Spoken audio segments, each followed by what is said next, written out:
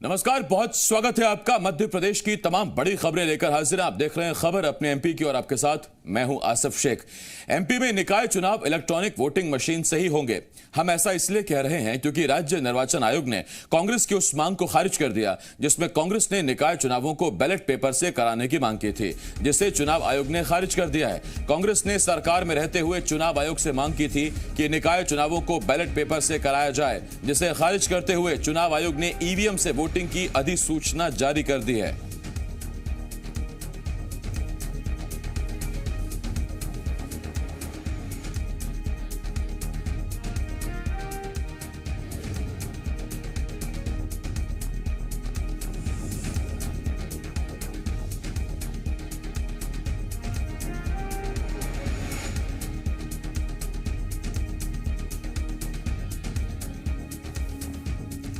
MP नगरीय निकाय चुनाव ईवीएम से कराने अधिसूचना जारी होने के बाद कांग्रेस हमलावर हो गई है। कांग्रेस ने आशंका जाहिर करते हुए कहा कि इस बार वीवीपैट हटाया जा रहा है, जो कि धांधली करने की कोशिश की ओर इशारा कर रहा है। वहीं पलटवार करते हुए बीजेपी प्रवक्ता रजनीश अग्रवाल ने कहा कि कांग्रेस को चुनाव से पहले अपनी हार नजर आ रही है।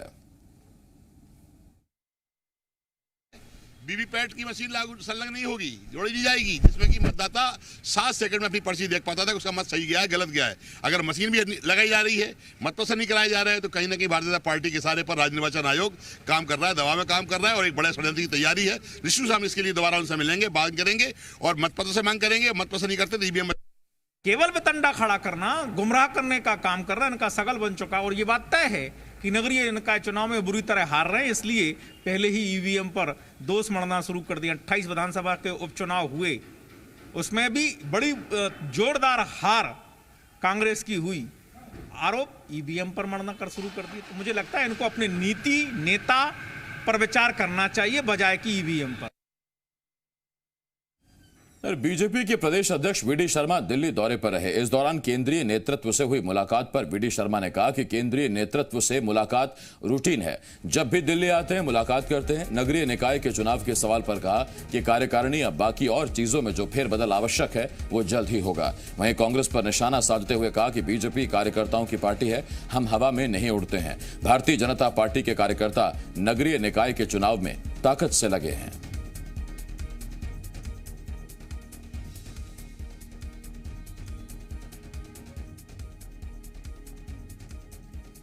भारतीय जनता पार्टी का हमारा केंद्रीय नेतृत्व दिल्ली के अंदर है। हम रूटीन तौर पर जब कभी आते हैं तो मिलना एक सहज और स्वाभाविक रूप से है, इसलिए कोई विशेष एजेंडा नहीं है। कार्यकारिणी होना या बाकी चीज़ें जो आवश्यक हैं वो तो होंगी ही, वो तो आवश्यक है और करना ही है, तो जल्दी हो जाएंगी। तो कब तक जल्दी होगी का अपना काम है। भारतीय जनता पार्टी का अपना काम है। Bharatiya Janata party cadre based organisation है, ज़मीन पर काम करता है, हम हवा में नहीं उड़ते हैं। इसलिए भारतीय जनता पार्टी के कार्यकर्ता नगर निकाय के चुनाव में भी ताकत से लगे हैं और अभी उनको बताया भी है, आईना दिखाया भी है कमलनाथ और दिग्विजय सिंह जी को कि आपकी स्थिति क्या है। मध्य प्रदेश की जनता ने दिखाया है, वो तो पता नहीं क्या क्या वादे कर रहे थे। मध्य प्रदेश में महिला कांग्रेस गृहिणियों को एकजुट करने की तैयारी में लग गई है। महंगाई को लेकर महिला कांग्रेस की टीम मैदान में उतरेगी और घर घर द्वार द्वार अभियान चलाएगी। कांग्रेस की यह कोशिश है कि नगरीय निकाय चुनाव से पहले गृहिणियों को वो अपने पाले में कर सकें, जिससे निकाय चुनाव में कांग्रेस को फायदा मिल सके। महिला कांग्रेस ने बीजेपी पर गृहिणी विरोधी होने का आरोप लगाया, वहीं बीजेपी ने इस अभियान पर निशाना साधा। बीजेपी प्रवक्ता राजू मालवीय ने कहा कि जनता जानती है कि डीजल पेट्रोल पर सरकार का नियंत्रण नहीं रहता है। महिलाएं सड़कों पे उतरेंगी और इस नगरीय निकाय चुनाव में भाजपा को मुंह तोड़ जवाब देंगी कि जिस प्रकार से आपने बड़े लुभावने वादे किए थे मध्य प्रदेश में महिलाओं के लिए, और आज लगातार जिस प्रकार से गैस के रेट बढ़ रहे हैं, डीजल पेट्रोल के रेट बढ़ रहे हैं, इसको लेके महिला मध्य प्रदेश में धरना प्रदर्शन आंदोलन कर ही रही है और भोपाल में जल्द एक इतना बड़ा आंदोलन करेगी कि इनकी हम नींद हराम कर देंगे। कांग्रेस ने जो घोषणा की है ना, वो सिर्फ आपको घोषणा ही नजर आएगी, थोड़े दिन बाद देखिएगा। लेकिन मध्य प्रदेश की गृहिणी ये जानती है कि भारतीय जनता पार्टी सदैव आधी आबादी की पक्षधर रही है। पहली बात तो महिला कांग्रेस जाने वाला नहीं है, और दूसरी बात जाएगा अभी तो सच्चाई वो गृहिणियां उनको बता देंगी। किसान आंदोलन के बाद किसानों को साधने के लिए बीजेपी अब पर्चे का सहारा ले रही है। कृषि मंत्री नरेंद्र सिंह तोमर की चिट्ठी और प्रधानमंत्री मोदी का संदेश पत्र के जरिए किसानों को मनाने की कोशिश की जाएगी। कृषि मंत्री की चिट्ठी और पीएम मोदी का संदेश पत्र छपकर बीजेपी ऑफिस पहुंच चुका है। कल से इस पर्चे को बीजेपी कार्यकर्ता किसानों तक पहुंचाने में जुट जाएंगे। 17 दिसंबर को नरेंद्र सिंह तोमर ने 8 पन्नों की चिट्ठी लिखी थी। इसके अलावा पर्चे में कृषि कानून को लेकर फैलाए जा रहे झूठ और सच का भी जिक्र किया गया है।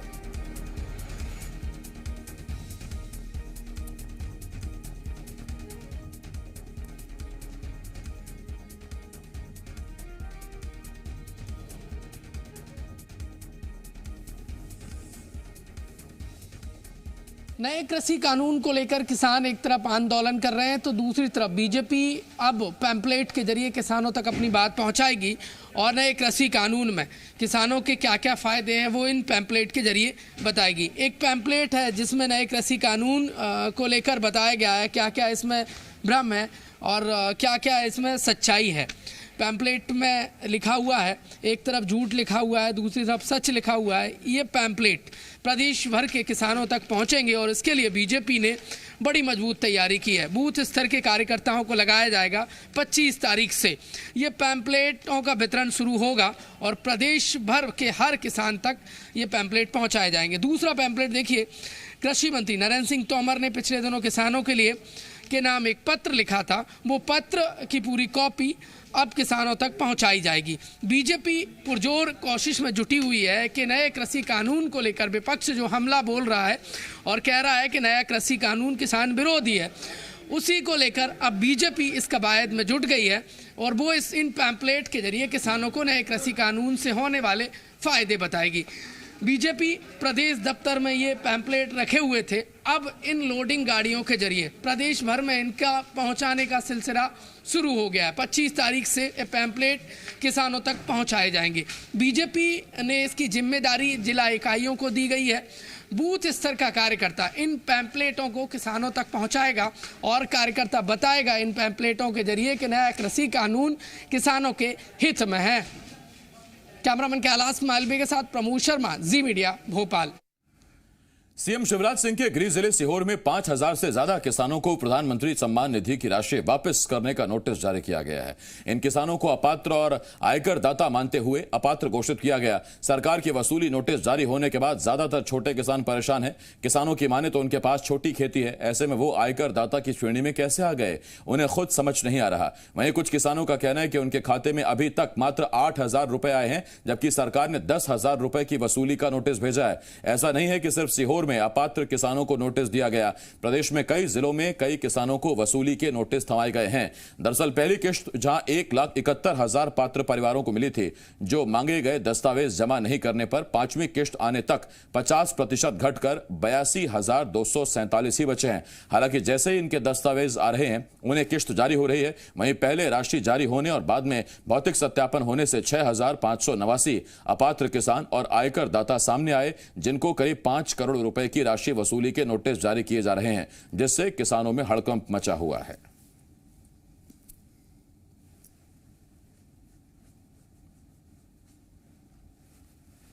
तरफ से दिया है कि उन्होंने सरकार, बीजेपी की सरकार ने दिया है कि कांग्रेस की, हमें तो मालूम नहीं, हम तो अनपढ़ है।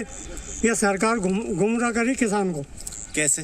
ये कैसे करेगी? 10,000 8,000 रुपये दिए, 10,000 मांग रही, हम कहाँ से ला के दे? फसल नष्ट होगी, कहाँ से दे? इसमें तो लिखा है आप आयकर दाता है। आयकर हमारी 1 एकड़ जमीन घरवाली के नाम से कहाँ से आयकर होगी, बताओ। प्रधानमंत्री किसान सम्मान निधि के पैसे मिले थे, जिसे ये कहते हुए नोटिस दिए कि आप आयकर दाता हैं, जबकि खेती के अलावा कोई दूसरा बिजनेस नहीं है, केवल खेती किसानी का ही काम करते हैं।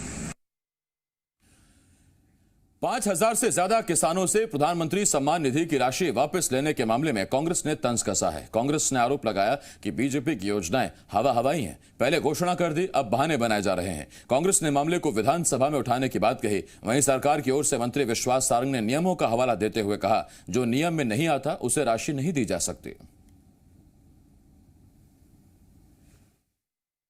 भारतीय जनता पार्टी ने ये जो भी घोषणाएं करी, वो उनके दिमाग में किसान नहीं है, किसान का हित नहीं है, किसान को राशि देने की मंशा नहीं है। उनकी नज़र में केवल स्थानीय निकाय और जो पंचायती चुनाव होना है, उसको दृष्टिगत रखते हुए उन्होंने ये घोषणाएं करी। देखिए, जो नियम कायदे होंगे उसके हिसाब से ही योजनाओं को अमली जामा पहनाया जाता है। जो नियम रहेंगे वही किया जाएगा। नियम के विरुद्ध जाएंगे तो आप ही तो उस पर प्रश्न चिन्ह लगाएंगे। लव जिहाद पर कानून को लेकर मंत्री विश्वास सारंग का बड़ा बयान सामने आया है। उन्होंने कहा कि लव जिहाद के खिलाफ कानून में धर्म गुरुओं पर कार्रवाई का भी प्रावधान होना चाहिए। उन्होंने कहा सिर्फ एक लड़का नहीं बल्कि पूरा रैकेट लव जिहाद के पीछे है। ऐसे में उन्होंने कानून बनाने को लेकर सुझाव दिया कि कानून में लव जिहाद को प्रमोट करने वाली संस्थाओं और धर्म गुरुओं पर भी कार्रवाई होनी चाहिए। वर्ग जो लव जिहाद को प्रमोट करता है उसके खिलाफ भी कार्रवाई होनी चाहिए, क्योंकि हम देखते हैं कि एक बड़ा वर्ग है जो कि इस रैकेट में जुड़ा हुआ है, उनके खिलाफ भी कार्रवाई होनी चाहिए। जो करवाते हैं, जिनको मालूम है कि ये लव जिहाद का मामला और उसके बाद भी यदि शादी होती है, यदि उसके बाद भी वैवाहिक जीवन में लोग जुड़ते हैं, तो इसमें तो कहीं ना कहीं कार्रवाई उन्हें सुनिश्चित तो करना पड़ेगा। मंत्री विश्वास सारंग के बयान पर कांग्रेस ने हमला किया है। कांग्रेस का कहना है कि कानून लाने के बजाय बीजेपी सरकार सिर्फ हल्ला कर रही है। कानून में धर्म गुरुओं का जिक्र कर बीजेपी उन्हें बदनाम कर रही है।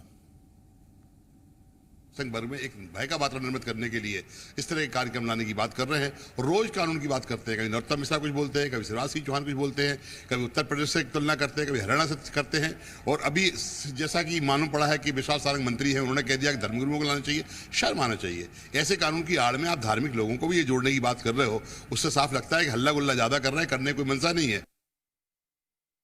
पूर्व प्रधानमंत्री अटल बिहारी वाजपेयी की जयंती पर बीजेपी सुशासन सप्ताह मना रही है, जिसे लेकर आज भोपाल के वल्लभ भवन पार्क में मंत्री विश्वास सारंग ने कर्मचारियों को सुशासन दिवस की शपथ दिलाई।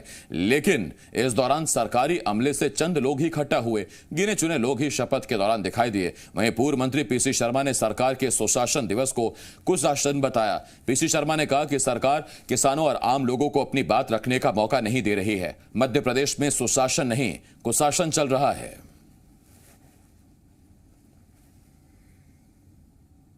कांग्रेस 100 लोगों का प्रदर्शन करना चाहती है, किसान प्रदर्शन करना चाहते तो उसकी परमिशन नहीं देने चाहते कि उनका ये लोग करेंगे, तो जो लोग परमिशन लेने गए उन्हीं को बैठा दिया थाने।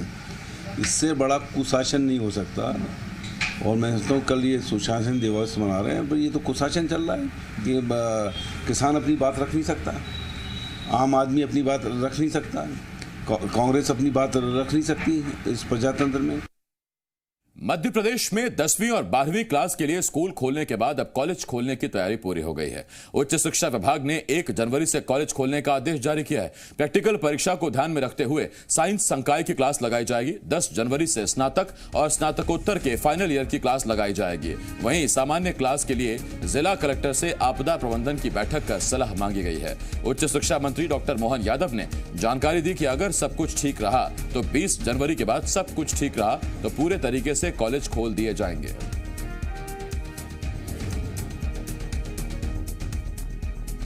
उच्च शिक्षा मंत्री डॉक्टर मोहन यादव मेरे साथ मौजूद हैं। सर, कॉलेज की जो कक्षा है वो लगाने का आपने फैसला लिया है, बहुत जल्दी शुरू करने जा रहे हैं। 1 तारीख से सभी प्रकार के साइंस की क्लासें, हमारे साइंस कॉलेज की क्लासें चालू हो जाएगी, क्योंकि इसमें प्रैक्टिकल होता है और प्रैक्टिकल के लिए समय रहते उनको क्लास में आना पढ़ना अत्यंत आवश्यक है। 10 तारीख से यूजी पीजी की फाइनल स्नातक और स्नातकोत्तर की कक्षाएं हम लगाने वाले हैं।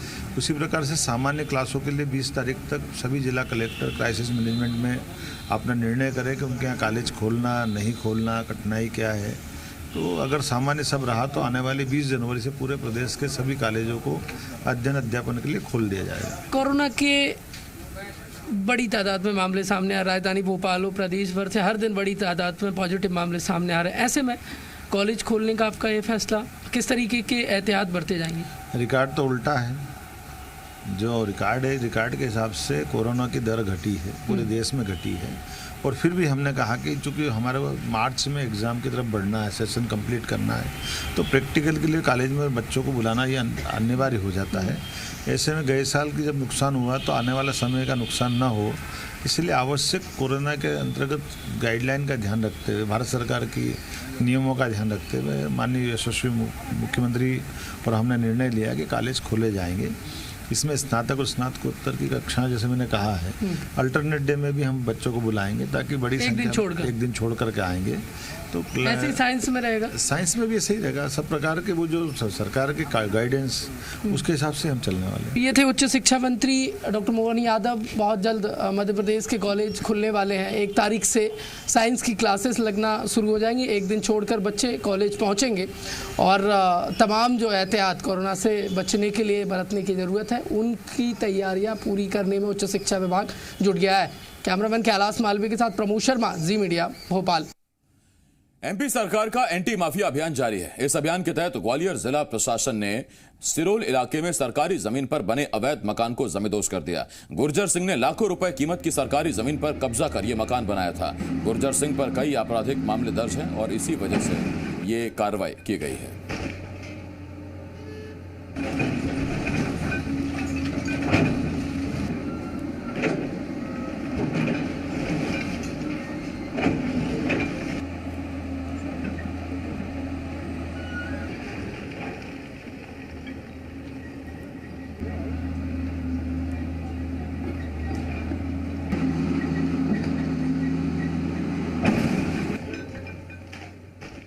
रीवा में अतिक्रमण अभियान के तहत प्रशासन ने साधु संतों के आश्रम में बुलडोजर चलाया। बुधवार को हुई इस कार्रवाई के दौरान कांग्रेस नेता भी पहुंच गए और काफी देर तक हंगामे की स्थिति बनी रही। दरअसल इटौरा बाईपास के पास सरकारी जमीन पर परशुराम आश्रम बना हुआ है, जिसे गिराने के लिए प्रशासन का अमला पहुंचा तो साधु संतों ने इसका विरोध कर दिया। इस दौरान कांग्रेस नेता भी मौके पर पहुंच गया और विरोध जताया। साधु संतों का कहना था कि आश्रम में हनुमान मंदिर भी है, ऐसे में आश्रम को गिराया जाना सही नहीं। इस दौरान साधु संतों ने विरोध जताने के लिए प्रशासनिक अधिकारियों को मिठाई भी खिलाई। हालांकि प्रशासनिक अधिकारियों ने साधु संतों को समझा बुझाकर आश्रम को गिरा दिया और सरकारी जमीन को मुक्त कराया। ये राजनीति के तहत जो नगण्य है वो माननीय नकेन्द्र सिंह के द्वारा ऐसा कार्य मैंने कल्पना नहीं किया था। ऐसे भी निकृष्ट विधायक कार्य करेंगे और इस देश को चलाने का प्रयास करेंगे, इस संस्कृति को तोड़ने का। प्रशासन ने बोला शिवराज सिंह चौहान जी की सरकार का आदेश है कि सरकारी जमीन है और इसमें मंदिर नहीं रहेगा, इसको गिराना है। मैंने बोला कि सरकारी जमीन में जहां मंदिर अगर आपको दिख गया वो अतिक्रमण लगता है। समदड़िया के बड़े बड़े मॉल आपको अतिक्रमण नहीं लगते हैं जहां फेंक देते हैं सरकारी जमीन बनवाते। एनएच की जमीन थी जिसके परशुराम आश्रम बना के अतिक्रमण किया गया था और इस पे पूरा मुआयना करके और वस्तु स्थिति का आकलन करके और अतिक्रमण हटाया गया था। इंदौर रेत मंडी व्यापारी एसोसिएशन ने रात 12 बजे से रेत की सप्लाई बंद करने का फैसला किया है। रेत व्यापारी एसोसिएशन के सचिव मनीष अजमेरा का कहना है कि प्रशासन और पुलिस लगातार व्यापारियों और ट्रांसपोर्टर्स को परेशान कर रही है। ओवरलोड और अवैध खनन के नाम पर गाड़ियों को रास्ते में रोककर प्रकरण दर्ज किए जा रहे हैं, जबकि कार्रवाई खदान मालिकों पर होनी चाहिए। ट्रांसपोर्टर्स को बेवजह निशाना बनाया जा रहा है। कारोबारियों की हड़ताल का असर रेत की कीमतों पर पड़ सकता है। इंदौर के आसपास के क्षेत्रों में रेत की सप्लाई होती है। कई जगह कंस्ट्रक्शन का काम चल रहा है, ऐसे में रेत नहीं मिलने से कंस्ट्रक्शन का काम तो बाधित होगा, साथ ही मजदूरों के सामने भी आर्थिक परेशानी खड़ी हो जाएगी। देखिए, निश्चित रूप से निर्माण इससे प्रभावित होगा, क्योंकि रेत जो है वो निर्माण उद्योग के लिए सबसे आवश्यक चीज़ है। लेकिन व्यापारियों को मजबूरीवश आज हड़ताल का निर्णय लेना पड़ा। नोटबंदी और लॉकडाउन जैसी परिस्थितियों के चलते ऑलरेडी पहले से ही बर्बाद हो चुका रेत व्यापारी आज सरकार की गलत नीतियों के चलते बर्बादी की कगार पर है। बड़ी खबर जबलपुर से है। यहां सड़क हादसे में 4 लोगों की जान चली गई। पूरी घटना बगदली फॉल की घाटी के पास की है। एक कार एक्सीडेंट होने के बाद उसे देखने के लिए बड़ी संख्या में भीड़ जमा थी। तभी बारात लेकर लौट रही एक बस उन्हीं लोगों पर पलट गई। बस की चपेट में आने से एक महिला समेत 4 लोगों की मौत हो गई। वहीं 2 पुलिसकर्मी सहित कई लोग इस हादसे में घायल हुए हैं। सभी को जबलपुर मेडिकल कॉलेज भर्ती कराया गया है। सीएम शिवराज सिंह चौहान ने ट्वीट कर मृतकों को श्रद्धांजलि दी और घायलों के जल्द स्वस्थ होने की कामना की है।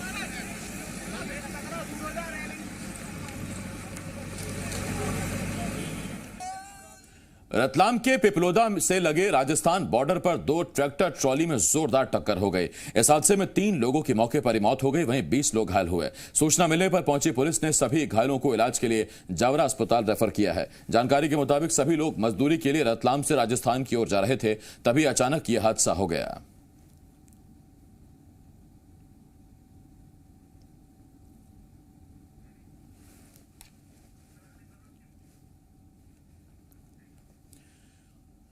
ग्वालियर पुलिस अब 4 साल की ग्रीसी डॉग का पता लगाएगी। नकाबपोश बदमाश पग ब्रीड के इस डॉग को चुरा ले गए हैं, जिसका सीसीटीवी फुटेज भी सामने आया है। मालिक को अपने कुत्ते से इतना प्यार था कि उसने इंस्टाग्राम पर ग्रीसी के नाम से अकाउंट भी बना रखा था। विदेशी नस्ल के इस डॉग को 27,000 रुपए में खरीदा गया था। चोरी की यह वारदात अचलेश्वर कॉलोनी की है। पुलिस ने मामला दर्ज कर ग्रीसी की तलाश शुरू कर दी है।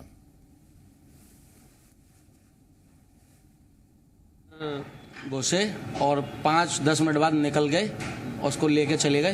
पहले उन्होंने गेट खटखटाया, मेरी माता जी थी पूरी मल्टी में अकेली, मल्टी में कोई था नहीं, तो माता जी ने गेट खटखटाया, आवाज़ सुनी कौन है आवाज़ लगाई, उन्होंने जब तक वो ले आई, जब तक पार्किंग में से वो लेके जा चुके थे।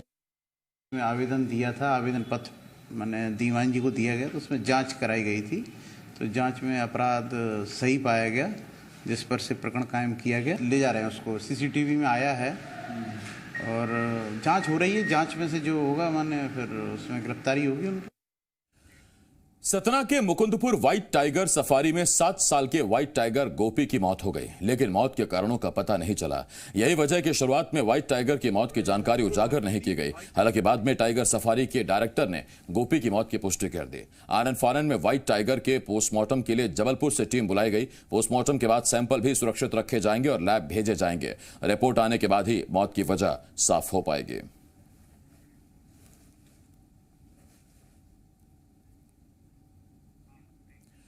और यहां छोटे से ब्रेक के लिए रुकना होगा। ब्रेक